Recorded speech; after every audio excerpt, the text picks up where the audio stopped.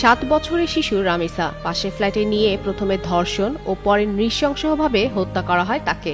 এই ঘটনা প্রকাশে আসতেই নড়েচড়ে বসে পুরো দেশ। এই দেশ এই জাতি ভালো হওয়ার নয়, এদের জন্য আমাদের জাতি ধ্বংস হয়। এরা জাতির কলঙ্ক, এরাই হচ্ছে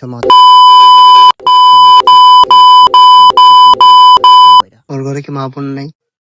আমি তো জানি ওর নিজের একটা বউ আছে। ওর নিজের বউ থাকতে আমার 9 বছরের রামেশের মতো একটা বাচ্চা মেয়েকে কেমনে এক নয় রমেশা, আরো আছে আসিয়া, তাইবা, সাইমা, আরো আছে অনেকে। এদের মতো দর্শকদের কখনোই বিচার হবে না। এই দেশের সুষ্ঠু বিচার দর্শকদের কখনোই হয়নি।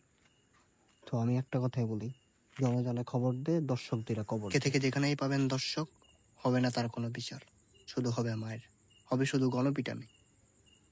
শুধু মার নয়, মারতে মারতে মেরে ফেলুন তাকে, পারলে কেটে দেন তার মাঝখানেরটা। রামেশ হত্যার দর্শনকারীর কেটে দেওয়া হোক আজকে থেকে।